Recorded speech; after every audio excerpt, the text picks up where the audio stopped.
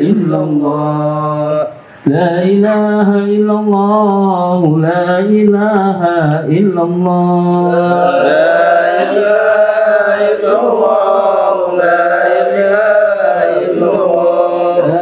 إله إلا الله لا إله إلا الله لا إله إلا الله لا إله إلا الله لا إله إلا الله سيدنا محمد رسول الله لا إله إلا الله سيدنا محمد رسول الله اللهم صل على سيدنا محمد اللهم صل عليه وسلم اللهم صل على سيدنا محمد اللهم صل عليه وسلم اللهم صل على سيدنا محمد يا ربي صل عليه وسلم اللهم صل على سيدنا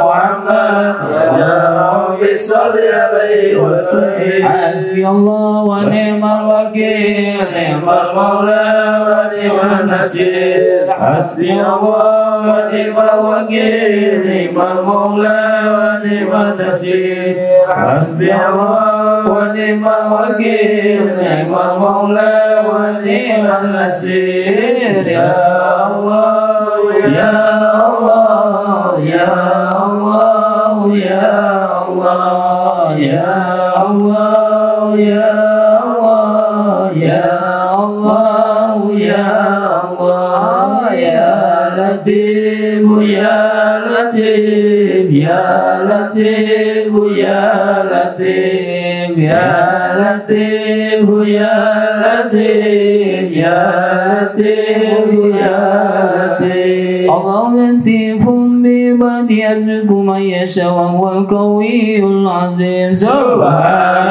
الله وبحمده سبحان الله وبحمده سبحان الله وبحمده سبحان الله وبحمده سبحان الله وبحمده سبحان الله العظيم وبحمده اللهم صل على حبيبك سيدنا محمد وعلى آله وصحبه وسلم اللهم صل على حبيبك سيدنا محمد وعلى آله وصحبه وسلم اللهم صل على حبيبك سيدنا محمد وآله وصحبه وسلم اللهم صل على حبيبك سيدنا محمد وعلى آله وصحبه وسلم اللهم صل على حبيبك سيدنا محمد وعلى آله وصحبه وبارك وسلم أجمعين اللهم صل على حبيبك سيدنا محمد وعلى آله وصحبه وبارك وسلم أجمعين إن الله وملائكته يصلون على النبي يا أيها الذين آمنوا صلوا عليه وسلموا تسليما الفاتحة أعوذ بالله من الشيطان الرجيم بسم الله الرحمن الرحيم الحمد لله رب العالمين الرحمن الرحيم مالك يوم الدين إياك نعبد وإياك نستعين اهدنا الصراط المستقيم صراط الذين أنعمت عليهم غير المغضوب عليهم ولا الضالين استغفر الله العظيم استغفر الله العظيم استغفر الله العظيم إلى الكريم الكريم اللهم صل وسلم على سيدنا محمد في الأولين اللهم صل وسلم على سيدنا محمد في الآخرين وسلم ورد الله تبارك وتعالى عن كل صحابة وقرابة رسول الله أجمعين من الشيطان الرجيم بسم الله الرحمن الرحيم الحمد لله رب العالمين حمدا شاكرا حمدا ناعما حمدا يوافي نعمه ويكافئ مزيدا يا ربنا لك الحمد كما ينبغي لجلالك الكريم وعظيم سلطانك اللهم صل وسلم على سيدنا محمد صلاة تنجينا بها من جميع الأحوال والآفات وتقضينا بها جميع الحاجات وتطهرنا بها من جميع السيئات وترفعنا بها عندك على الدرجات وتبلغنا صوابها من جميع الخيرات في الحياة وبعد الموت إنك سميع قريب مجيب مجيب الدعوات ويا قاضي الحاجات اللهم إنا نسألك سلامة في الدين والدنيا والآخرة وعافية في الجسد وجنة في العلم وبركة في الرزق وتوبة قبل الموت ورحمة عند الموت ومغفرة بعد الموت اللهم علينا في شكرة الموت ونجاة من النار والعفو عند الإنسان اللهم اغفر علينا بالخير والبركة والنعمة والسعادة والسلامة وبركة والجنة اللهم اجعل سبحانه وغفرنا من القرآن العظيم وما حللنا من لا إله إلا الله ومن سبحانه سبحان الله وبحمده وما صلينا على نبيك محمد رسول الله صلى الله عليه وسلم في هذا المجلس هدية منا واسعة ورحمة بفضلك نازلة وبركة صادقة إلى نبينا محمد رسول الله صلى الله عليه وسلم اللهم اجعل رحمة والمغفرة والشفاعة والنعمة يا أهل من المسلمين والمسلمات والمؤمنين والمؤمنات من أمة محمد رسول الله صلى الله عليه وسلم ربنا اغفر لنا ولوالدينا وارحمنا كما ربينا صغارا وجميع المسلمين والمسلمات والمؤمنين والمؤمنات منكم والأمر الله ربنا ظلمنا أنفسنا ولم تغفر لنا وترحمنا لنكونن من الخاسرين اللهم إنا نسألك حسن الخاتمة اللهم إنا نسألك رضاك والجنة ونعوذ بك من سخطك والنار يا مجير يا مجير يا مجير برحمتك يا أرحم الراحمين ربنا آتنا في الدنيا حسنة وفي الآخرة حسنة وقنا عذاب النار بفضل سبحان ربك رب العزة عما يصفون وسلام على المرسلين والحمد لله رب العالمين. Assalamualaikum warahmatullahi wabarakatuh. Sudah memberitahu tambahan aja bahwa memang kita untuk minggu terakhir ya. Jadi saya ralat bukan minggu keempat karena mungkin ada yang keempat ada yang kelima. Jadi kita hitungannya minggu terakhir ya. Minggu terakhir kita memang khusus sirah nabawiyah. Jadi kalau sirah nabawiyah kita menggunakan ini untuk mengkaji khusus sirah nabawiyah yang disampaikan oleh Ustadz Samsul Hadi. Jadi kalau nanti yang kebagian pas minggu terakhir berarti kita menggunakan ini. Untuk minggu pertama, minggu kedua, minggu ketiga kita tetap baca tafsir Jalalain, kemudian Matan Jubat, ya Matan Jubat dan yang lain gitu ya. Saya kira itu saja tambahan dari saya. Untuk selanjutnya Ustaz Samsul Fadil Maskur.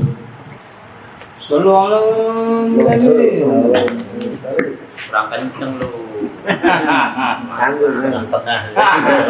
Korinnya kemana sih tuh? Assalamualaikum warahmatullahi wabarakatuh. Waalaikumsalam warahmatullahi wabarakatuh. Bismillahirrahmanirrahim. Alhamdulillahirabbil alamin. Wa bihi nasta'inu ala umurid dunya waddin. Wassalatu wassalamu ala asyrafil anbiya'i wa imamil mursalin sayyidina wa maulana Muhammadin wa ala alihi wa sahbihi wa man tabi'ahum ila yaumiddin. Amma ba'du. Teman-teman semua yang dirahmati Allah Subhanahu wa taala, wabil khusus tuan rumah Mas Indra beserta keluarga, ketua majelis kita Mas Haji Ali dan semuanya, yarhamukumullah wa yardha ankum wa yubarik lakum. Semoga kita semua selalu mendapatkan rahmat ridho dan berkah dari Allah Subhanahu wa taala. Dan kemarin mana yang kemarin? Yang teman Sumatera Budi. Bisa lagi ke gurunya. Ikut demo. Demo jadi Monas. Ya udah.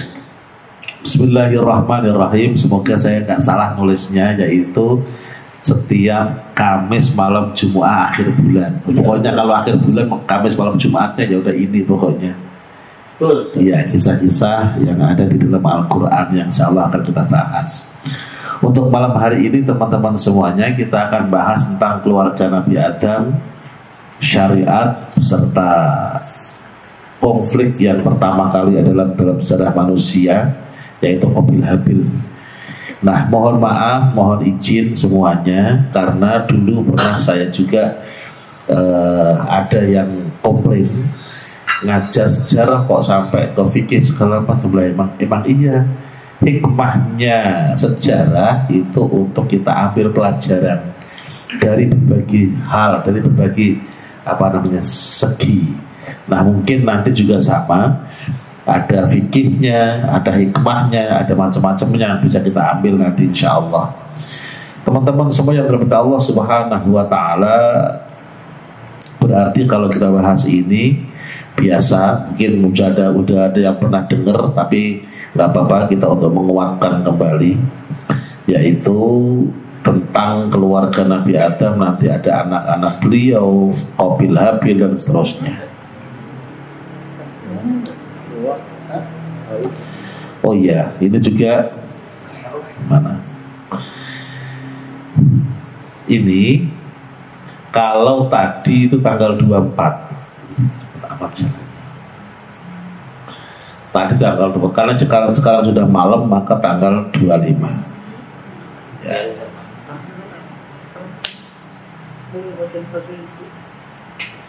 Yang akan kita bahas yang pertama adalah ini, awal mula Nabi Adam sebagai khalifah di bumi. Nanti kita akan bahas. Selanjutnya adalah anak-anak Nabi Adam. Selanjutnya adalah konflik Qabil Habil tadi, konflik pertama yang ada di sejarah manusia, dan kita ambil hikmahnya. Jemaah yang dimuliakan Allah Subhanahu wa taala, setelah kemarin kita bahas bahwa Nabi Adam dan Ibunda Hawa ketika beliau dihukum oleh Allah diturunkan ke dunia atau ke bumi, turunnya di mana? Nah, kemarin ada 3 pendapat. Nah, setelah turunnya di mana, maka akan kita bahas terus ketemu lagi enggak. Nah, ternyata nanti pun akan ketemu lagi. Mayoritas sejarawan, mayoritas bukan semuanya, mengatakan ketemunya di sini di Jabal Rahmah. Iya, nih yang ada patoknya ini, Jabal Rahmah ini. Ya, bukan gunung lah, bukit lah, bukit kasih sayang. Untung di sono. Kalau di Indonesia makin parah lagi dari coret-coretannya. Iya, jadi jiwa. Gitu. Jadi sekali lagi teman-teman semuanya, ini adalah awal ketemunya kembali 2 orang yang terpisah selama sekian lama. Wakila 40 hari, mungkin yang mengatakan 40 hari yang cuman Mekah mana tuh kemarin tuh. Wakilah 40 tahun. Kalau India sampai Arab wajar lah 40 tahun baru ketemu.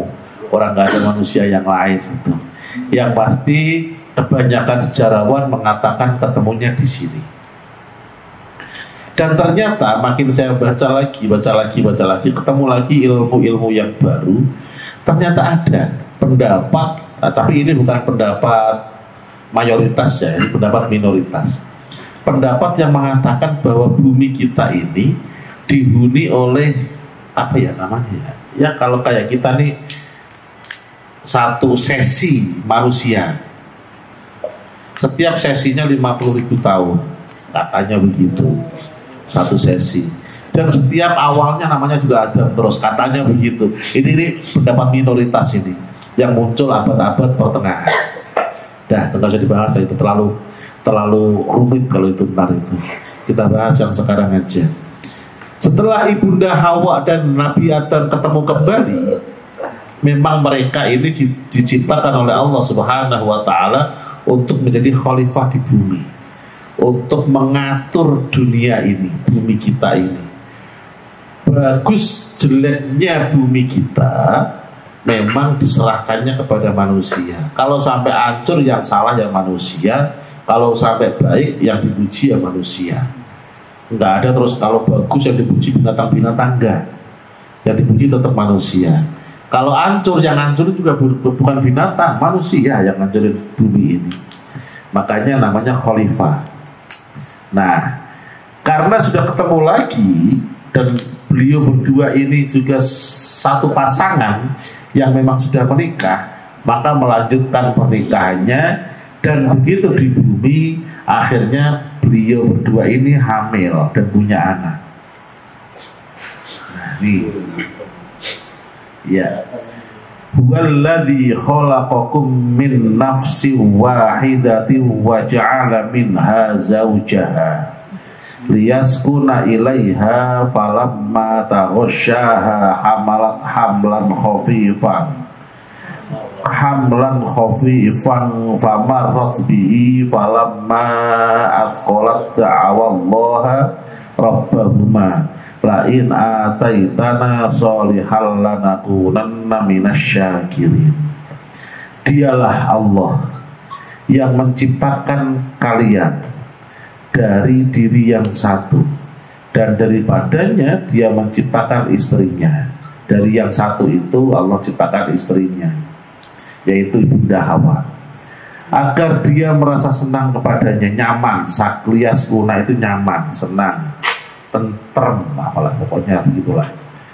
Maka setelah dicampurinya, istrinya itu mengandung kandungan yang ringan, dan teruslah dia merasa ringan beberapa waktu. Kemudian tatkala dia merasa berat, keduanya suami istri tersebut memohon pada Allah Tuhannya seraya berkata atau berdoa, sesungguhnya jika engkau memberi kami anak yang soleh, tentulah kami termasuk orang-orang yang bersyukur. Intinya minta anak yang soleh. Soleh itu apa? Soleh itu orang yang memberikan hak Allah sesuai dengan haknya, dan hak sesama sesuai dengan haknya. Ke Allah baik, ke sesama baik. Udah gitulah. Itu namanya orang soleh. Dalam takwa begitu. Nah, terus anaknya Nabi Adam ada berapa? Di sini. Setiap lahirnya kembar laki perempuan. Namanya kembar apa? Siap. Oh bukan, yang ganteng. Enak aja. Kembar siapa yang ganteng itu? Yang ganteng. Laki perempuan namanya kembar apa? Ayo lupa. Kembar identik. Kembar identik laki perempuan. Bukan identik, jangan berubah-ubah lagi. Kalau siang itu yang dempet itu, yang siang. Sebanyak 20 kali, berarti berapa putranya? 40. Ya gak apa-apa, orang zaman dulu masih legaan. Matok tanah sepanjang-panjangnya juga boleh. Silakan. Matok pulau juga boleh, zaman dulu mah. Nah, sedunia cuma ada segitu doang orangnya. Makanya masih serasa sepi. Iya, awal manusia setiap lahir kembar 20 kali melahirkan. Bahasanya begitu. Saya nggak ngomong 40, terserah, pokoknya bahasanya di sejarahnya begitu. Pernikahan dilakukan antara salah satu pasangan dengan salah satu pasangan lain. Pasangan yang atas dengan pasangan bawahnya atau adiknya. Jadi silang. Kenapa kok seperti itu? Nah, ini syariat. Yang namanya sebentar.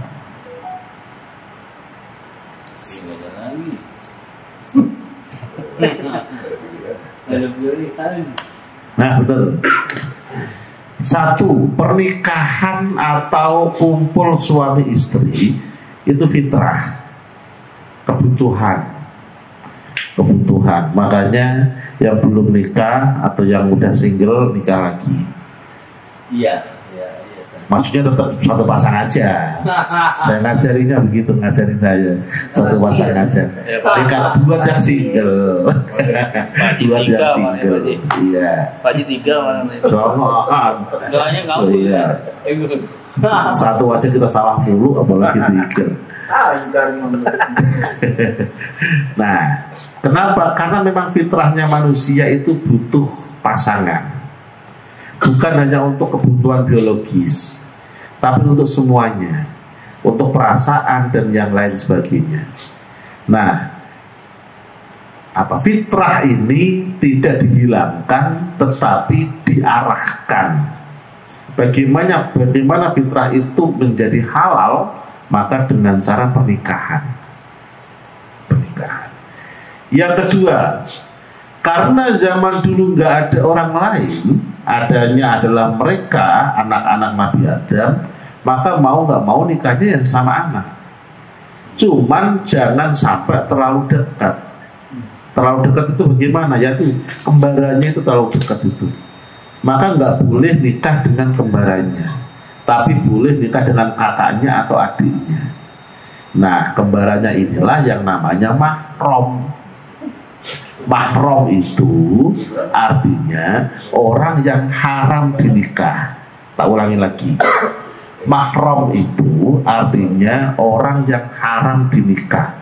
Kalau muhrim artinya orang yang pakai pakaian ihram atau orang yang sedang menjalankan atau sedang dinas ihram belum selesai, itu namanya muhrim. Itu kebalik ya orang. Makanya kalau kita nganggep orang yang haram dinikah namanya mahram, jangan muhrim. Samanya ya udahlah nggak apa-apa. Untung-untungnya begini, yang benar yang mana Pak Ustadz, mahram apa muhrim? Kalau mahram bahasa Arab, kalau muhrim bahasa Indonesia, itu aja lah, gampang lah. Samanya kayak silaturahim sama silaturahmi. Iya. Kalau silaturahim bahasa Arab, silaturahmi bahasa Indonesia, udah itu aja gampang. Daripada diributin, udah selesai. Ya, jadi begitu teman-teman semuanya. Namanya mahram. Ini menunjukkan bahwa syariat zaman Nabi Adam beda dengan syariat sekarang. Syariat sekarang mahram semakin luas. Kenapa? Manusia banyak, pilihan banyak, ngapain cari yang dekat-dekat, kan begitu. Nah, mahram tidak dihitung keakraban seseorang, tapi yang dihitung adalah satu, hubungan darah walaupun jauhan. Maksudnya bagaimana Pak Ustadz?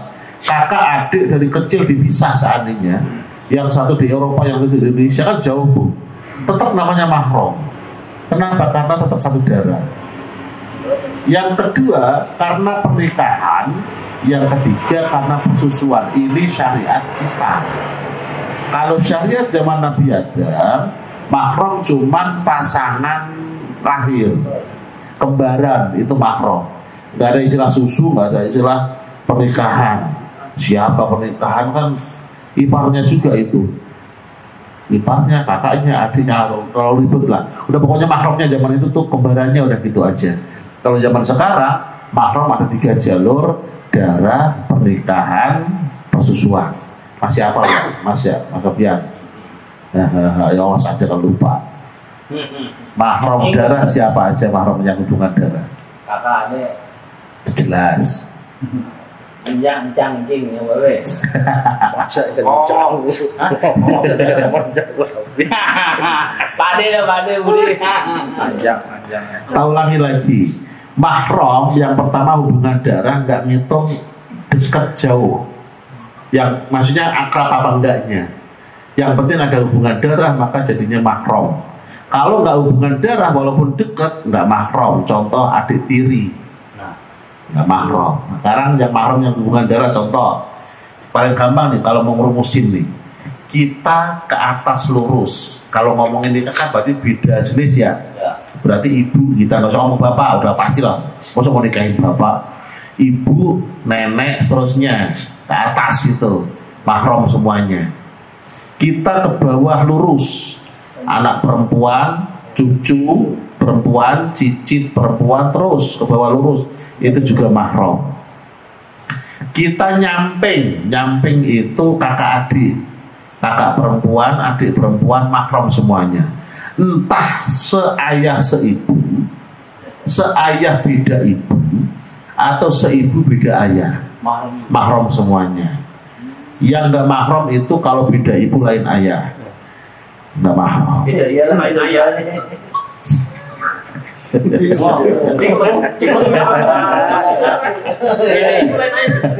Iya, adik kita yang beda ibu lain ayah maka bukan mahram.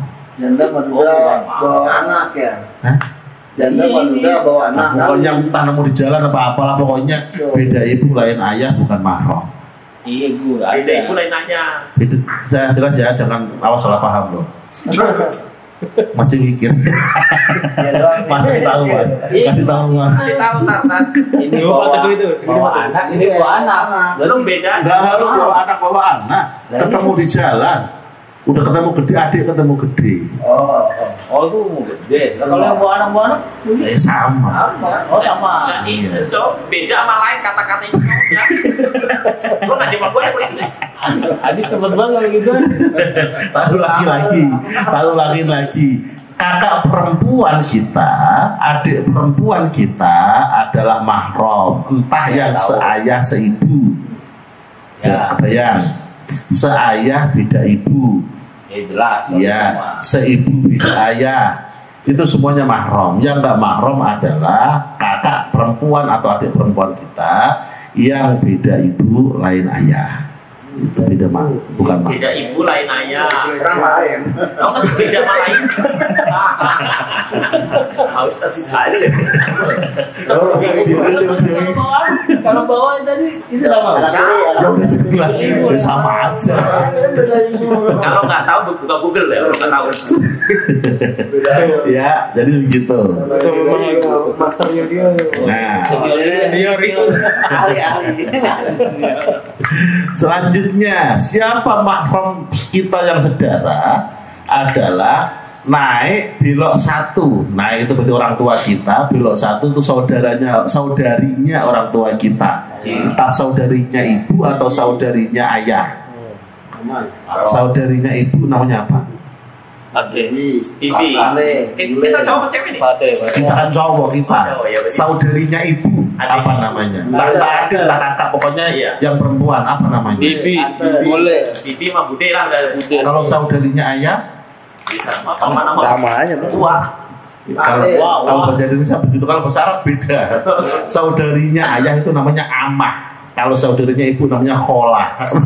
Itu kalau bahasa Arab begitu. Nah, iya, entah kakak entah adik, yang penting perempuan seperti itu. Itu semuanya mahram. Kita ke beliau mahram. Kita ketemu bude kita lebaran salaman nggak batal karena mahram, orang yang haram dinikah. Nah sekarang nyamping belok satu itu juga mahram. Pokoknya beloknya sekali aja. Nyamping itu saudara kita, entah kakak, entah adik, entah laki, entah perempuan, punya anak perempuan. Namanya apa? Ponakan. Ponakan dari kakak atau ponakan dari adik kita. Maka tetap namanya mahram. Salaman nggak batal. Kita nikahin nggak boleh. Ponakan sendiri, kayak anak. Ya. Jadi lurus ke atas, lurus ke bawah, nyamping ke atas belok satu, nyamping belok satu. Bayang. Bayang ini. Kalau ke atas belok satu terus belok lagi 2 kali. Nah, belok satu kan paman atau pak atau pak budi, ya kan? Sekarang punya anak perempuan namanya apa? Sepupu. Kalau nisan tuh apa? Iya sama. Beda, masa bahasanya beda, masa anaknya sama. Anaknya Pade namanya kan Anaknya Pakde apa namanya? Sepupu. Iya. Anaknya Budi, Bule. Sama. Nah, kalau misan apa kalau misan? Ada itu bahasa Betawi. Misal mah. Sepupu bahasa Indonesia. Masa bisa? Pesan ada bahasa misan. Bukan Google ya. Bukan gitu. Boleh. Ya udah. Buku boleh. Kalau sudah belok 2 begitu, sudah bukan mahram. Oh, boleh dong. Jangan ngomong boleh-boleh. Kayaknya kalau nikah enggak deh, tapi kalau senggol-senggolan sering dan itu batal, hati-hati. Tetap batal ya. Batal akan boleh dinikah. Jadi kalau ponakan kita tapi sepupu gitu ya. Ya gimana ceritanya? Ponakan kita sepupu. Ini kan saudara. Ntar ini coba urut-urutin apa gimana? ponakan kita tapi sepupu. Gimana? Anak kita anaknya mereka gitu. Ya sepupu. Kan? Iya. Itu maksudnya. Boleh itu. Ya itu sama kayak kita mananya Pak Le. Nah, Kalau di Batak kalau buru-buru. Ya kalau kayak Ali bin Abi Thalib sama Fatimah terus sepupu. Ah ya, boleh. sepupu. Boleh. Ali sama Fatimah bukan sepupu. Sepupu dong. Bukan. Ali anaknya Abu Thalib. Nabi Muhammad anaknya Abdullah. Abdullah sama Abu Thalib kakak adik. Nabi Muhammad punya anak Fatimah. Udah jauh itu. Sepupunya. Nabi Muhammad kan ponakannya Abu Thalib. Gini. Kita ke Abdul Muthalib ya. Ketemunya di Abdul Muthalib nih. Abdul Muthalib punya anak Abu Thalib punya anak Ali. berapa Pak? 2 ya? 2. Abdul Muthalib punya anak 2, Abdullah punya anak Nabi Muhammad punya anak Fatimah 3. Nggak imbang itu, nggak lulus. Yang 1 2, yang 1 3. Apa bukan sepupu itu berarti? Apa namanya? Bukan ponakan juga. Kalau Nabi Muhammad sama Ali. Nah itu kan itu. Mungkin ponakan sepupu maksudnya begitu maksudnya. Saya. Maksudnya begitu kali maksudnya ponakan sepupu itu. Senior Ali dengan Fatimah ponakan sepupu benar. Ah itu ponakan sepupu itu udah ada tuh ponakan sepupu. Muhammad sepupu. Ah ya. Ali sama Nabi Muhammad sepupu. Itu aja udah nggak mahram kalau seandainya laki perempuan, seandainya laki perempuan. Nah sekarang anaknya lagi maka makin jauh lagi. Nah ya jadi sekali lagi teman-teman semuanya, kalau sudah belok 2 begitu udah bukan mahram. Ya. Senggolan batal. Karena boleh dinikah. Tapi ada tapinya. Sepupu kalau sama-sama laki-laki jalur laki maka kurang bagus. Terlalu dekat walaupun secara hukum boleh tapi terlalu dekat. Walaupun sepupu iya ketemu mbahnya jadi satu. Iya. Sepupu ini bisa jadi wali perempuan ini loh. Kan ada nih sepupu nih. Yang laki sama laki nih. Ini bisa jadi wali yang perempuan ini kan karena anaknya uaknya misalnya anaknya pamannya gitu kan sepupu tuh. Anaknya Pak D, anaknya Pak Le. Misalkan nih Pak Sofyan punya kakak beradik cowok-cowok nih. Iya. Nah, punya anak cewek-cewek, punya Sofyan cowok, yang satu cewek. Ini bisa kan? Waliin. Jangan salah ya. Kalau sudah sepupu itu nggak bisa jadi wali, tapi bisa waris. Waris bisa tapi wali enggak? Kalau dia nggak punya anak. Iya. Jadi jalur laki. Iya, waris bisa tapi waris juga bisa. Sofyan punya abang laki. Ya, Sofyan anaknya perempuan, abangnya Sofyan anaknya laki. Nah, ini kan bisa jadi walinya anaknya Sofyan yang perempuan, bener nggak? Kalau dua-duanya udah nggak ada. Nggak ini jalur laki. Kan wali kan dari pihak laki kan, bener? Wali dari pihak laki. Contoh sampean punya adik laki-laki. Ya. Sampean punya anak laki-laki, adiknya sampean punya anak perempuan. Nah, anak saya bisa jadi wali ini kan? Nggak bisa. Kalau waris bisa, tapi wali enggak. Selama masih ada orang Iya. tua. Ya, anggap aja nggak ada orang tuanya nggak bisa. Iya. Tetap nggak bisa. Enggak, itu nanti walinya wali hakim. Jalurnya loh, kan jalur waktu itu saya lihat di garis-garisnya muncul. Iya itu bahas waris bukan bahas wali. Kalau waris bisa. Nah, tapi kalau uaknya atau pamannya bisa. Nah, kalau paman bisa. Kakek bisa. Bisa kalau pak kakek mah. Kalau nggak ada ayah justru malah kakek, jangan langsung kakak. Oh iya. Itu. Kadang-kadang sekarang enggak. Ini yang bingung. Kakeknya masih ada, ya langsung kakaknya. Jangan. Kalau masih ada kakek yang lebih berhak jadi wali. Kemarin anaknya Ustaz siapa? Wori ya. Nah, Dia kan kawin sama Egi. Yang nikahin kakaknya. Ada pamannya yang ditua. nggak boleh. Kan itu cukup rame, cukup viral.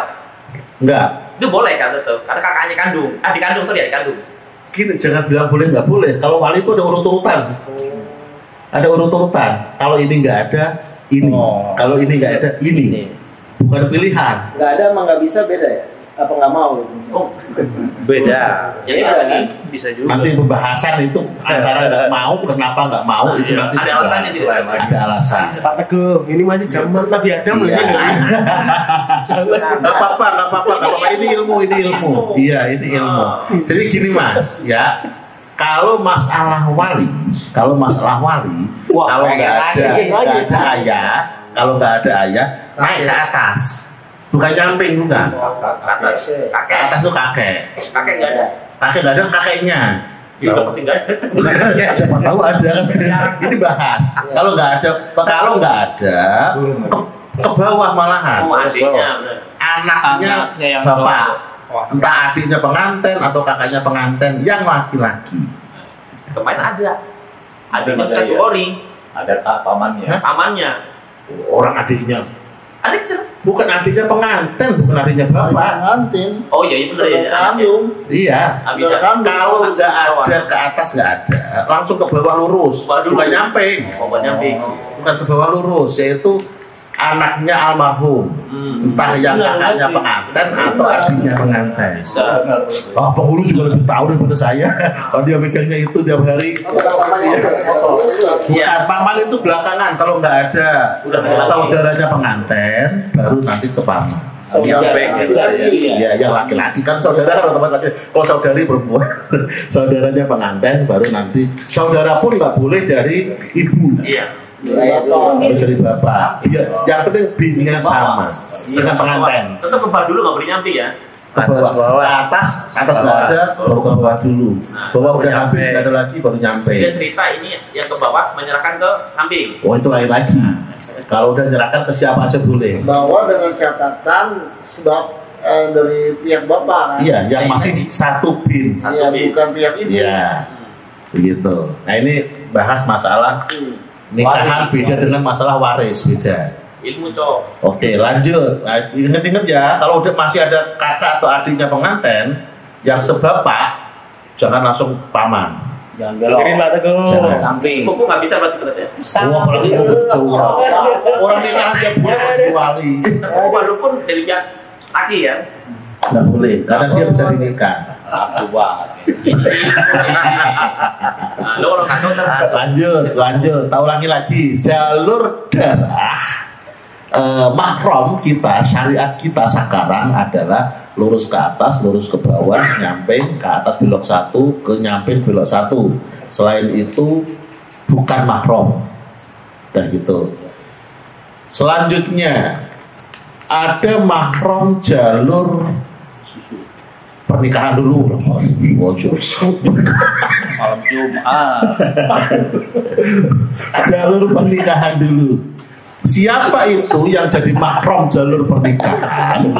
Yang pertama adalah, yang pasti adalah mertua. Ketika kita sudah sah, saya nikahkan anak saya bla bla bla dengan mas kawin sekian, terus kita sambut, saya terima nikahnya sah.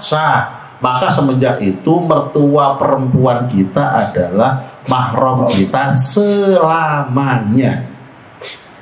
Entah nanti istri kita meninggal duluan atau gimana, mertua tetap mahram. Jangan lupa. Jadi nggak boleh dikawin. Yang ada kasus ya. Nggak boleh dikawin. Bukan masalah nggak boleh dikawin. Kalau kawin mungkin bilang. Aduh, 2 orang ini. Saya nggak kepikiran menantu ngawinin mertua. Iya, yang saya maksud itu begini. Kalau seandainya maaf istri meninggal duluan atau maaf cerai, maka mertua tetap mahram kita, tetap orang tua kita. Gitu maksud saya. Kawin. Iya, kalau jauh kalau nikahin mertua, ya kami udah itu. Bekas istri ada, tapi ya, mertua nggak ada. Mantan istri ada, tapi mantan mertua enggak. Oh enggak. Iya. Kan mahram selamanya. Selamanya beliau jadi orang tua kita. Itu yang saya maksud, bukannya mau nikah mau enggak. Jadi dia muda. Di Arman tua, anaknya masih remaja. Iya. Lo mau ngajak Arman apa gua lo? Pulang aja udah. Artinya apa? Tolong jangan putus silaturahim. Itu maksud saya. Kenapa? Beliau masih orang tua kita sampai kapanpun. Dengerin Pak Teguh. Gitu. Walaupun anaknya udah nggak jadi istri kita seandainya, udah diambil orang lain seandainya digondol yang lain, orang tuanya tetap orang tua kita. Nah, saya ngomong begini, alhamdulillah masuk. Akhirnya apa? Akhirnya sampai kan yang meninggal apa namanya, lakinya. Jadi yang menantu itu perempuannya masih hidup. Sampai perempuannya ini mau nikah lagi, pamit sama mantan mertuanya itu. Bukan mantan, mertuanya. Ya apa? Sebetulnya apa? Dipancing dikit lu. Sebetulnya apa berarti? Lu kan belum ngalamin lu. Nah tuh, Ya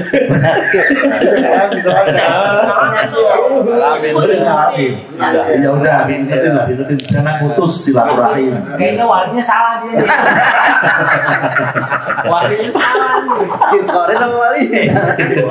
Dia wali benar. Gua nanyanya nih adanya punya. Iya. Ngaji. Jadi gitu ya. Jadi mertua tidak ada mantannya. Karena beliau adalah mahram kita selama-lamanya. Nah, yang nomor 2, siapa mahram selama-lamanya? Adalah anak sambung. Apa namanya? Anak tiri. Ya nak tiri bener. Kalau Bahasanya, bahasa kasar. kalau ada janda punya anak perawan, terus kita nikahin jandanya itu. Anak perawan ini apanya kita namanya? Anak tiri apa sambung? Sama. Udah pokoknya begitu lah. Iya. Dengan catatan, ada dengan catatannya. Bukan turun ranjang tuh namanya. Tak dulu. Ngomongnya mah. Dulu. Dengan catatan, yaitu setelah kita kumpul suami istri dengan maknya yang sah tadi. Jadi contoh nih. Begitu saya terima nikahnya dan kawinnya bla bla bla kemudian sekian sah kan begitu kan ya. Kita ketemu sama istri kita udah jadi istri kita nih, oke udah jadi. Begitu anaknya datang ke kita, selamat ya Pak, saya dengar begitu ya, anaknya umur 18 tahun nih tadinya gitu kan, masih batal, belum jadi mahram saat itu. Begitu ntar malam kita udah sama ibunya udah kumpul suami istri, baru anak ini jadi anak kita selamanya atau mahram selamanya. Bisa enggak? Kalau manja enggak? Lu tuh makan Enggak maksudnya ini paham enggak ini? Paham ya? Lebih paham lagi tak kasih kasus. Nah, kasih kasus. Terima nikahnya, nikah sah seadanya begitu kan. Nah, begitu datang terus anaknya, selamat ya Pak. Terus kita tanya, siapa Mas itu? Anakku yang di Hongkong baru pulang tadi pagi, seadanya gitu kan. Ya cakep anaknya, dari kan seandainya ya kan, mah nggak jadi kita saya aja aku mau nikah sama anakmu, seandainya begitu bisa. Kalau belum kan belum dia apa-apain, maknya belum dia apa-apain, jadi mana dilepas, anaknya dinikah masih bisa. Lah ini kan belum dia apa-apain. Belum turun raja, bukan turun raja namanya. Iya. Duain. Nggak bisa ngerangkep. jangan disentuh tuh maknya. Nggak bisa rangkep, nggak bisa. Kayak soal gitu. Iya. Ngakalin namanya. Maksudnya begitu, ekstrimnya begitu ekstrimnya. Kenapa? Karena tadi dia belum mahram. Tapi kalau maknya sudah jadi punya kita sepenuhnya, otomatis anaknya mahram. Dan mahramnya selamanya. Nanti seandainya kita putus sama maknya, kita cerai, nggak boleh untuk anaknya, nggak boleh. Dan jadi anak selamanya. Berarti jadi wali. Enggak lah. Enggak. Wali itu yang ada hubungan darah. Iya. Jangan susu aja ini. Tadi nungguin. Iya. Kalau itu udah tahu. Jelas sampai sini. Jelas ya. Jadi orang tua jalur pernikahan ya mahram, anak jalur pernikahan ya mahram, tapi ada syarat. Sekarang ada lagi yang haram dinikah tapi namanya bukan mahram, atau mahram tapi bukan mahram selamanya, gitu aja lah gampang. Siapa itu? Yaitu ipar. Semenjak istri jadi punya kita, istri kita, maka ipar adalah mahram atau orang yang haram kita nikah tapi tidak selamanya. Kapan Pak Ustadz bisa dinikah? Ketika istri kita sudah enggak sama kita lagi, entah karena meninggal atau cerai. Kemudahannya Nah, begitu istri kita maaf meninggal, terus kita nikahin adiknya istri kita, namanya turun ranjang. Ternyata yang ada kakaknya, apa namanya? Naik ranjang. Oh, enggak ada naik ranjang. Iya. Mata keranjang. Ya. Jadi, nah karena ipar ini bukan mahram selamanya, maka ipar ketika istri masih istri kita, dia haram kita nikahan, tapi secara wudhu tetap membatalkan karena bukan mahram selamanya. Tapi anak yang tadi tuh, anak sambung tadi, karena mahram selamanya, maka setelah jadi anak kita beneran, mau salaman mau apa nggak batal, karena sudah mahram selamanya. Sampai sini jelas? Beneran, ya. Maunya ada Nabi Ustadz yang menikah sama anak Nabi itu, jadi ada salah seorang pamannya punya anak dua, terus dia nikahin dia suka sama adiknya, tapi dia tidak boleh melangkai kakaknya, makanya dia nikah kakaknya dulu. Setelah berapa tahun dia nikahin sama adiknya. Setelah Nabi Musa ya? Setelah Nabi Musa siapa itu? Nabi Musa itu yang anaknya Nabi Syuaib itu dua itu. Ya, habis itu kakak beradik ini memperbolehkan dia menikah lagi sama budaknya. Oke. Nah, itu. Ya. Anggaplah itu benar, Tapi wallahu alam ya, kita harus cross check lagi itu. Anggaplah itu benar. Ingat, jangankan Nabi Musa, Nabi Adam aja kakak sama adik nikah nggak apa-apa. Artinya apa? Setiap nabi atau rasul punya syariat yang berbeda-beda. Nah, seandainya itu benar, bisa jadi mungkin saat itu memang tidak ada larangan. Iya.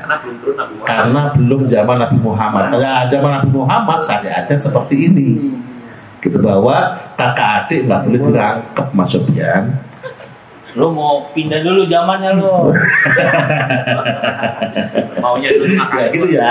Jadi seandainya iya pun mungkin husnudon kita syariat saat itu memperbolehkan. Ya. Nah, lanjut. Sekarang iya silakan. Ada nyonya tuh, awas hati-hati. Bocek. Jangan ngomong ya. Awas keceplosan ya.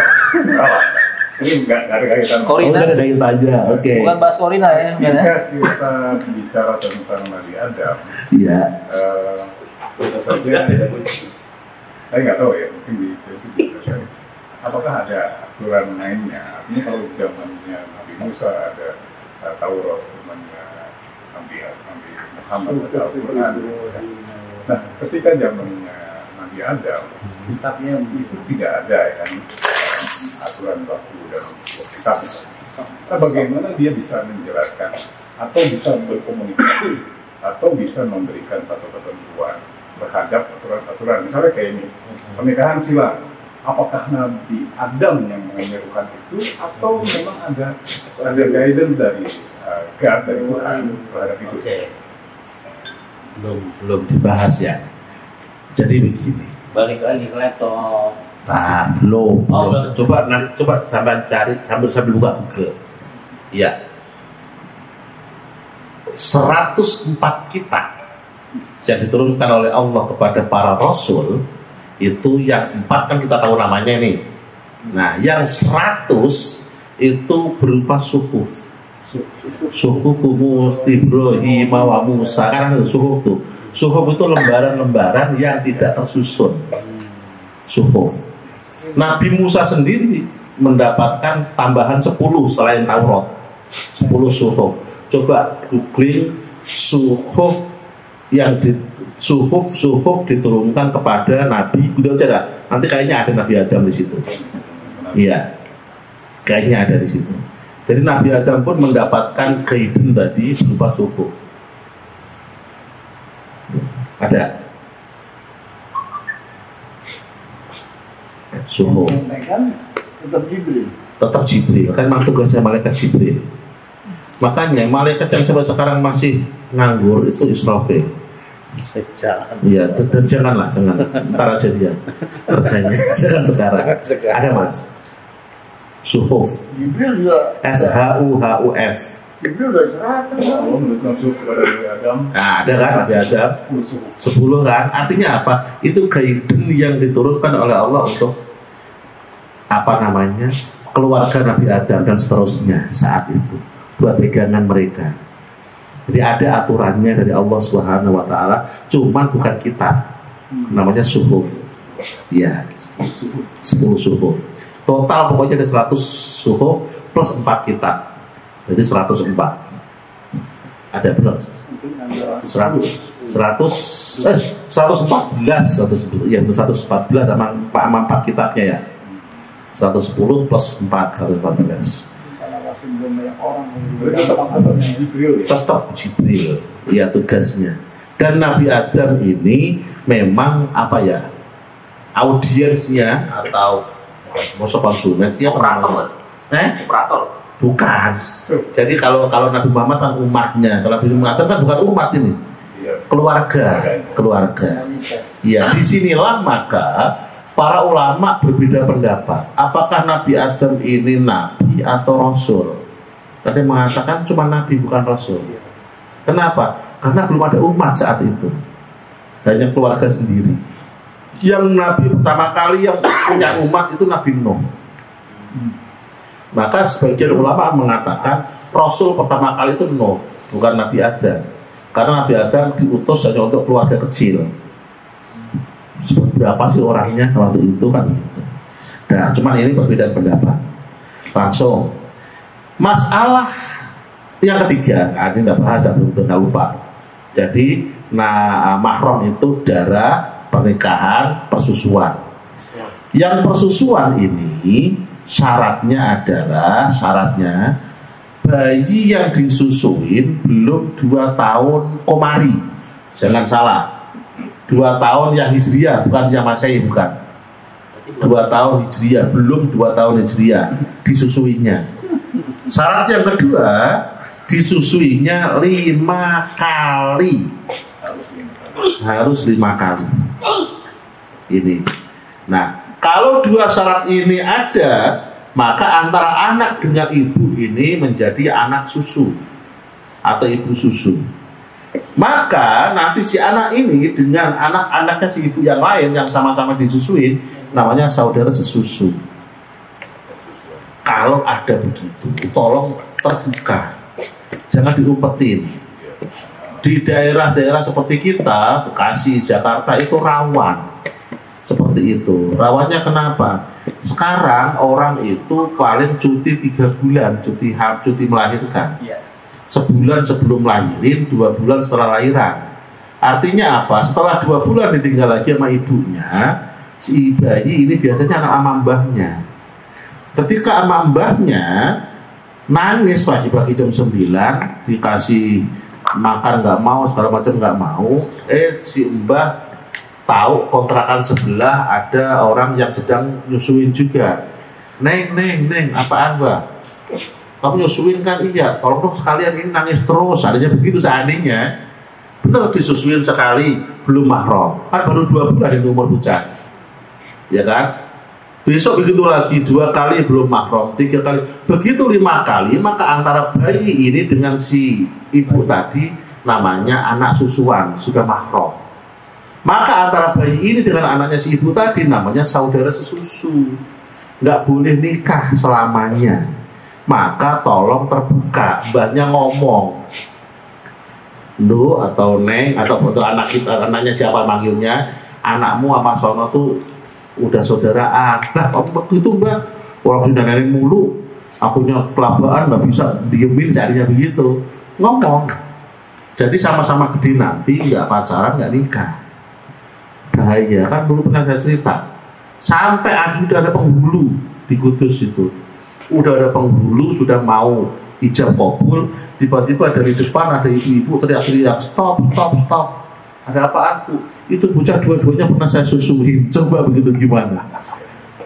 Itu udah ada penghulu itu. Kalau dipanjer coba bingung. Iya, gara-gara nggak terbuka. Makanya kalau kita pernah disusuin, anak kita pernah disusuin orang lain, catat. Takutnya dia namanya orang kontrak, bisa pindah kontrakan lagi kemana nggak tahu, hilang, bahaya. Maka sekali lagi Islam nggak larang anak disusuin orang lain, tidak dilarang, boleh. Tapi tolong jangan sampai ada pernikahan setelah itu, begitu. Karena itu jadi mahram. Kalau yang sudah susui itu apakah Sama-sama disusui. masa disusui laki dengan perempuan? Bisa begini, saya kasih Kalau contoh. misalkan laki dengan laki tapi yang satu punya adik perempuan. Nah, begitu. Nah, kasih contoh tadi nih, anak kita perempuan disusui nama tetangga. Tetangga punya anak laki-laki. Nah, berarti kan anak kita sama anaknya tetangga kita tadi namanya saudara sesusu, sama-sama disusuin si ibu tadi tuh, begitu. Itu mahram. Itu naik dan itu turun. Maksudnya? Ya, segitiga. Iya. Ya, ke ibu ke anak tadi tuh. Pinter loh. Ya, pinter ya. Pinter. Iya. Buahnya masih mikir-mikir. Koritnya gimana koritnya nih? Iya. Jelas ya. Jelas. Tolong nanti yang lain kasih tahu lah. Tolong. Saya. Atau tadi Iya. mereka sama-sama laki terus punya adiknya yang perempuan. Kalau ini laki-laki, yang sono laki-laki, paling dia kan sama ibunya ini, Kalau anaknya boleh Iya. nggak? Anak sama anaknya dia nanti. sama anaknya. Ya, Sulam satu nggak boleh, nggak ada. Ya, tadi kan laki sama laki dia susu-susuan. Tapi salah satu yang disusuin itu dia punya adik perempuan. Adik perempuan kan disusuin juga mamanya. Berarti dia sudah Sama ya, sudah Tapi susuin. kalau anaknya dia, Nah, zaman Nabi nggak cuma begitu. Satu orang nyusuin banyak keluarga. Ya. Jadi makin banyak itu mahram itu. Subkonen. Gitu. tapi kalau anak-anaknya dia tuh Iya, saudara kita semua. nggak, anaknya misalnya yang disusuin terus udah punya anak, terus sama anaknya dia sama anaknya ini boleh nggak? Udah boleh. Bawahnya gitu. Boleh, tadi Tantan. Gimana? Belum kebayang saya. Enggak, ini si A sama B sudah susuan. Ini sama ini saudara sesusu. Terus dua Ini ini punya nikah sama anak, anak. ini punya anak. Anak-anaknya boleh nikah nggak? Boleh. Boleh. Udah nggak ada hubungan apa-apa. Iya, nggak ada hubungan apa-apa itu. Saya sendiri kasih tahu sama ibu saya, itu tuh saudara susu kamu. Lah, kok bisa bu? Iya, dulu ibu lagi sakit apa-apa, akhirnya disusuin nama itu. Masih saudara juga sih. Ada satu lagi kasus tadi. Iya. Ini misalkan ya, tadi apa? Adit sama Bu Adit ya. Ini orang yang anak ini kan disusukan ke si B. Nah, anak ini punya adik. Ini nggak termasuk di sini. Adiknya disusuin nggak? Enggak. Oh, udah enggak. Jadi adik ini hanya mahram ke kakaknya. Satu aja itu kan. Iya, enggak mahram ke yang sono. Hanya dia aja biar sini aja. Iya kan mahramnya karena saudara, bukan karena sesusuan. Pakai dot lah, dia pakai dot. Nggak diurus. Nah, Pakai dot, dia pakai dot. oke ya, lanjut ya. Lanjut. Kena tuh. Dan yang penting tadi tuh jangan salah paham. Ada 3 jalur darah, jalur pernikahan, jalur persusuan. Jalur persusuan ini syaratnya cuma 2, bayinya belum 2 tahun hijriah, bukan masehi, hijriah, dan 5 kali minimal. Kalau belum 5 kali belum ada ikatan. Kalau udah bukan 2 tahun itu.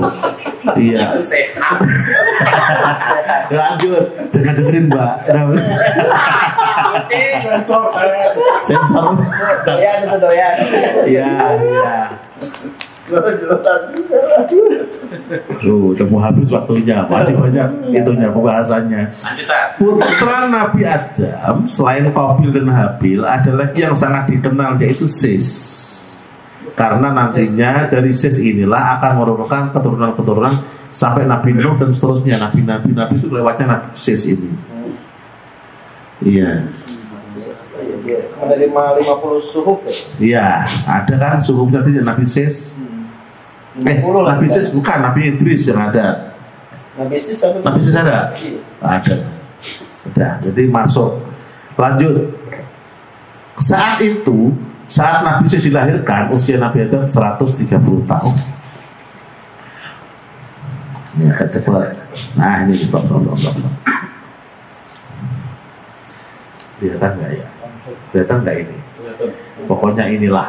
Saya mau kelihatan sama ini saja. Nah, ini ada di Al-Maidah. Nih, dari Al-Maidah bukan 24 itu 27. Salah ketik. Watlu alaihim naba'a abnai Adam bil haqqi Maka bacakanlah Muhammad atau ceritakanlah tentang cerita kedua anak Adam dengan benar. Idh qarraba qurbanan, ketika dua-duanya korban dengan satu paket kurban. Fatuqbila min ahadihima walam yutaqabbal minal akhar. Lantas yang satu diterima, yang satu ditolak.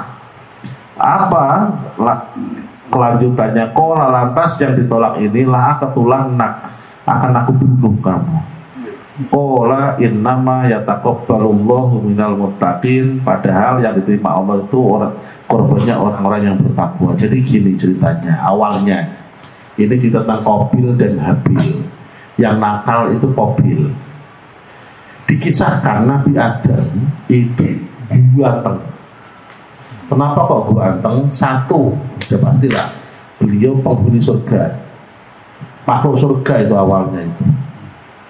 Yang kedua, diciptakan oleh Allah langsung dari kayak berupa patung dan dikasih ruh, maka otomatis ganteng. Wakilah itu namanya katanya, bahkan ada yang mengatakan lebih ganteng dari Nabi Yusuf. Ini didukung oleh beberapa data, nanti di belakang diceritain.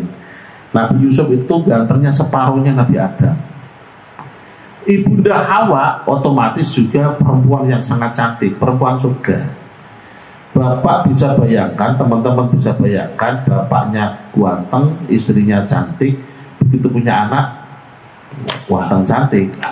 Ya, anak pertama yang keluar Qabil dengan pasangannya Ikrimah. Ada lah namanya, ada gitu ya, lupa saya yang satunya lagi Pak. Qabil ya. Yang Qabil. Begitu lahir kedua Habil dengan pasangannya. Nah, yang ada bau-bau mendekati surga kan yang Qabilnya itu tadi tuh. Iya, pertama itu. Maka pasangannya Qabil pun cantik. Qabilnya ganteng, pasangannya cantik. Begitu punya adik sudah, ya istilah cetakan kedua lah. Ya, sudah agak beda. Nah, ada syariat tadi bahwa adik nikah dengan kakaknya, kakak nikah dengan adiknya. Disitulah Qabil protes. Enak dong Habil dapat cantik, lah saya dapatnya pasangannya Habil udah kurang cantik lagi, kan begitu kira-kira. Maka tetap cantik pasti. Apa ibunya cantik ini. Ya. Maka disitulah mulai ada protes. Protesnya adalah, boleh nggak saya nikahnya sama Ikrimah aja, kata si Qabil, sama pasangan saya sendiri, gitu. Nah, karena maksa, maka Nabi Adam punya dikasih wahyu lah bahwa ya udah suruh berdua tuh korban. Nanti yang korbannya diterima, maka pendapatnya itu yang diterima. Kalau korbannya Qabil diterima, berarti dia boleh nikahin kembarannya. Kalau korbannya Habil yang diterima, karena dia nggak protes, berarti kembali ke semula syariat, yaitu sila. Nah, akhirnya dua-duanya korban. Korban zaman dulu nggak ada orang lain, maka nggak terus motong sekarang dicacah bagi-bagi siapa? Nggak ada orang. Nah, caranya zaman dulu korbannya adalah dibawa ke atas bukit. Nanti siapa yang diambil oleh langit, itulah yang korbannya diterima. Katanya kayak disambar petir berhilang. Begitu. Qabil dia seorang pekebun. Habil dia seorang peternak. Habil milih ternak terbaik. Diambillah kambing yang paling cakep saat itu, dibawa ke atas bukit. Habil memang dari awal ngeyel, gitu ya, iya kan, udah ngeyel di awal. Maka begitu diperintah begitu juga dia juga setengah hati ngambil yang asal-asalan lah, yang asal-asalan dibawa juga ke atas bukit. Ternyata yang diterima korbannya Habil, sambar petir yang hilang kambing. Dari situlah Qabil ngamuk, tak bunuh pokoknya kambing, gitu. Disitulah nanti akhirnya terjadi beneran pembunuhan itu. Pembunuhan, dibunuhlah Qabil, bingung, udah terlanjur dibunuh, si Habil dibunuh, bingung terus diapain lagi ini. Terus Wakilah dicontohin nama burung berantem ya, mati salah satu, terus eker-eker tanah diuruk atau dikubur. Akhirnya si Qabil ngikutin seperti itu. Itu dosa pertama manusia, yaitu membantah orang tuanya dan pembunuhan terhadap saudaranya sendiri, sama-sama manusia. Wakilah inilah yang namanya dosa jariah. Maka setiap orang yang mengikuti jejaknya si Qabil dapat insentif, begitulah kira-kira.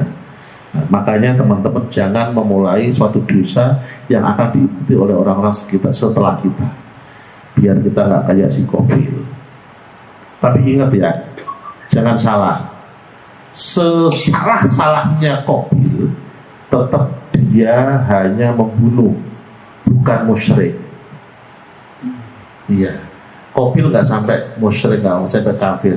Dia hanya salah dalam hal perbuatan, membunuh. Tapi mungkin Qabil bisa dimaafin juga orang dia tadi kan pertanian dia ya. Iya. Nah, orang pertanian mana ngerti tuh kalau misalkan hewan bagus dibanding Qabil yang memang dia peternak. Bukan masalah bagus nggak bagus, dari apa namanya ya, alam. Latar belakangnya si Habil ini anaknya nurut, si Qabil memang ngeyel dari awal kan begitu. Makanya dia bawanya asal-asalan. Ya, apa namanya itu? Dari burungan ya, gitu. Mungkin kan itu tadi yang dimaksud itu. Habil kan dia memang peternak ya. Iya. Jadi dia tahu persis barang yang bagus. Kalau Qabil karena dia bukan peternak, ya dia nggak ngerti. Oh iya, saya lupa. Jadi kurban zaman dulu dia kurbannya itu bukan kambing sapi, tapi harta yang dia miliki. Lupa saya menyampaikan. Iya. Jadi karena si Habil dia peternak, dia ambil ternak yang paling bagus, dia dapatkan kambingnya. Si Qabil karena dia pekebun, maka dia ambil hasil kebun. Nah, hasil pertaniannya itu, tapi nggak salah-salah. Karena memang di latar belakangnya kesel dia itu. Nah, bawa alam apa yang dibawa? Sudah disebutkan di situ, cuma dibilang asal-asalan. Gitu. Ya. Sampai seperti inilah imbasata. Ini masuk ke ta. Iya, tapi maaf, bukan masuk ya. Apa ya namanya ya? Masuk dalam ucapan, tapi tidak dalam apa namanya? Balik tohnya hilang. Enggak. Munyunya masih. Lain basat ta gitu. Jadi tohnya masih basat. Aslinya itu basapota kan gitu aslinya. Ya kan? Tapi boleh begitu baca. Emang begitu caranya. Oh, yang itu tadi nggak boleh, nggak boleh. Lain basat ta, gitu ya. Ya, tetap monyongnya ada, iya. Tapi toknya suara toknya nggak ada. Monyongnya doang yang ada.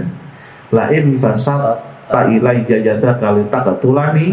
Kalau seandainya engkau mengelurkan tangan untuk membunuh saya, wahai Qabil, ma'ana bibasiti yadiya ilaika li'aktulak, saya nggak akan balas untuk membunuh kamu. Inni akhafullah rabbal alamin, sungguh saya takut pada Allah. Kalaupun kamu bunuh saya nggak akan balas. Gitulah kira-kira. Saya takut Allah. Inni uridu an tabu abi ithmi wa ithmika fatakuna min ashabin nar. Saya pengen ya, intinya tuh jangan sampai kita ini termasuk orang-orang zalim yang disiksa di neraka. Begitu. Ini si Habil ini orangnya baik ini. Ini udah kayak ajaran zaman dulu yang istilahnya ya pokoknya kamu pukul pun saya diem aja. Memang zaman dulu ajarannya begitu. Cuman begitu zaman Nabi Muhammad makin realistis, boleh balesan gitu zaman sekarang.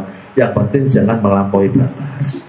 Nah, sekali tambah dikit lagi teman-teman semuanya, ini adalah konflik awal manusia yang menjadi pelajaran kepada kita bahwa ternyata diawali dari apa? Nafsu.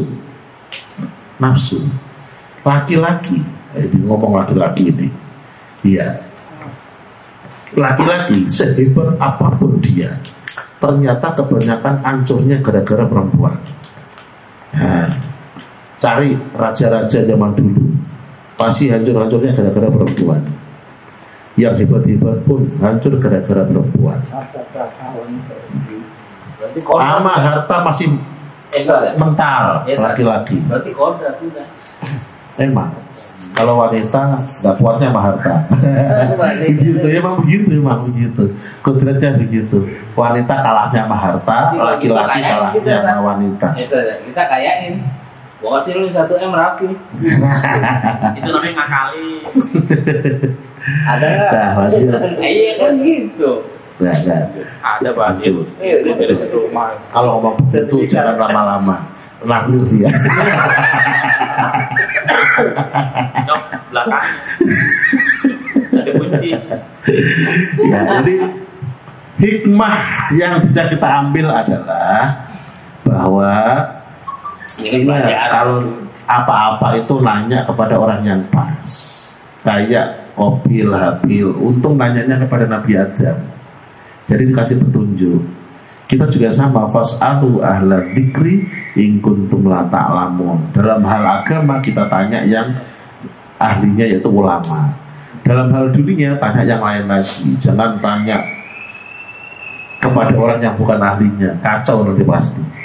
Sifat positif Habil tuh, sampai mau diapa-apain Qabil aja udah nggak apa-apa mas, saya nggak bakal bales. Itu juga menjadi spirit buat kita bahwa ya nggak ada gunanya lah bermusuhan antar saudara, nanti malah panjang urusannya. Dan sifat negatif Qabil juga jangan kita ikuti. Sudah malam, terima kasih. Ini ya. Tanya kepada ahli, tanya yang memang ada kuasa untuk menjawab pertanyaan. Taat petunjuk ketika dikasih tahu bapaknya Nabi Adam mengutamakan kemanusiaan, Habil ragu terhadap petunjuk, dibilang bapaknya masih ngeyel terus, tidak serius dalam ibadah, disuruh kurban malah apa adanya, dan yang terakhir hasud kepada Habil ini yang mengakibatkan dia nanti nyesal selama-lamanya. Teman-teman semua yang disebut Allah Subhanahu wa taala, kita tutup dengan ini. Nah, ini yang penting. Ini ternyata ada hadisnya. Mau nggak saya tampilkan panjang hadisnya ini? Baca sendiri aja lah. Ya, baca sendiri aja lah. Yang pasti tadi yang saya ceritakan bahwa Nabi Adam itu ganteng, Ibunda Hawa itu cantik. Iya. Dan umurnya Nabi Adam itu 1000 tahun kurang 1000 tahun. Kurang 60. Nah, kurang 60 ya. Kurang 60 gara-gara Nabi Dawud ini. Iya. Jadi ketika di sana beliau ditampakkan cucunya yang bernama Dawud, beliau senang. Tambahin itu umurnya biar panjang umurnya. Adik-adiknya Habil banyak ya? Hah? Adik-adiknya Habil banyak ya? Kan tadi 20 kali per salinan. Dari umur 130 ke 1000. Iya. Enggak lah, sampai 1000 masih lahiran terus. Lah ada jeda itu kan? Iya. Dapatnya berapa? Pasang? Enggak, yang pasti tadi, yang pasti 20 kali melahirkan. Nah, nanti kalau kita sampai di Nabi Nuh nanti ketahuan tuh panjangnya tuh. Sampai Nabi Idris itu pun Nabi Adam kayaknya masih dekat itu. Nah itu pasangannya Habil gimana? Nah, 2 kali nih sama ini. Oke. Diberi. Iya. Disitulah nanti yang tadi saya cerita tadi, sis tadi, wakilah sis itu terlahir sendirian. Nah di situ beliau nikahnya sama yang harusnya pasangannya Habil. Itu entah jadinya Iklimah atau beneran pasangannya Habil, wallahu alam. Karena cerita selanjutnya nggak diceritakan detail. Apakah setelah Habil meninggal Qabil tetap sama Iklimah atau Qabil sama pasangannya Habil, wallahu alam. Yang pasti di situ kan ada satu lebihan satu tuh perempuan tuh. Iya. Ya kan, disitulah Nabi Sis nanti menikah. Ya, karena beliau terlahir sendirian. Cuma nunggu adiknya lagi ya. Hah? Kemarin coklat beri doang. Udahlah, Kisah itu nggak usah dipikir detail. Ya yang kata kayak hukum. Habis. Ya, jadi terima kasih teman-teman semuanya untuk Allah Subhanahu Wa Taala. Banyak sekali kisah-kisah di dalam Al-Quran, dan yang penting adalah kita ambil hikmahnya. Hikmah ini bisa berupa akhlak, bisa berupa hukum, bisa perbandingan syariat seperti tadi itu, syariat Nabi Adam dengan syariat zaman Nabi Muhammad tentang mahram dan yang lain sebagainya, sehingga menambah kita wawasan dan menjadikan kita makin luas untuk menghadapi perbedaan-perbedaan. Contoh tadi yang disebutkan Masnya tadi di zaman Nabi Musa, ya saya belum membaca detailnya untuk itu. Seandainya iya pun bisa jadi karena perbedaan syariat. Karena semua nabi yang pasti seragam dalam hal akidah. Ulangi lagi, yang pasti seragam dalam hal akidah, tapi bisa berbeda dalam hal syariat atau tata cara. Terima kasih, kita tutup dengan doa. Bismillahirrahmanirrahim. Alhamdulillahirabbil alamin.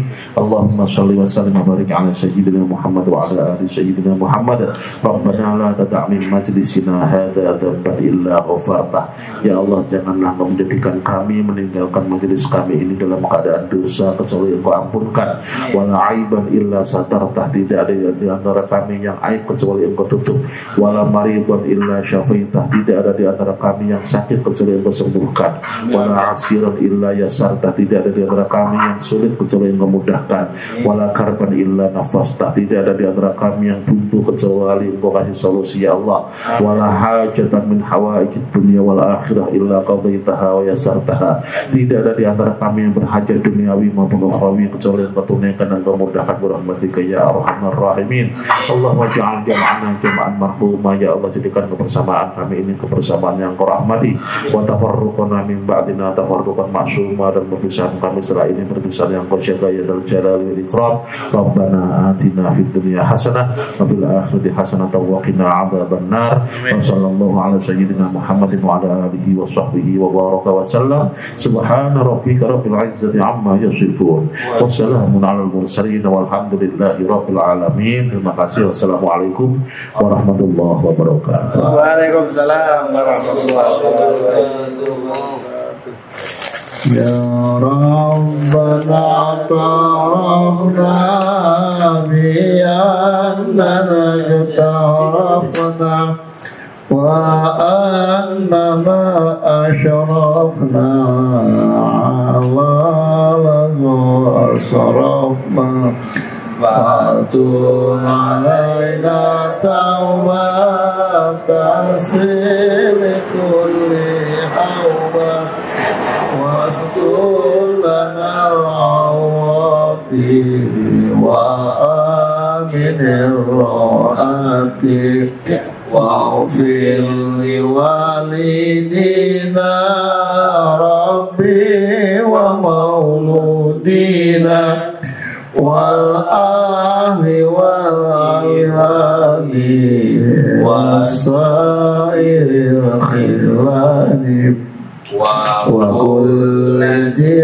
mahabbah ajirati aw syuhbah wal muslimina ajma'in rabbi asma' fadalam wa yudam manna labirna min minna bil mustafa rasuli na'adha bi kulli suhli Salla wa sallam Rabbi alaihi addal habbi wa alihi wa sahbihi idadatai suhbi walhamdulillahi fil bari wa tanahi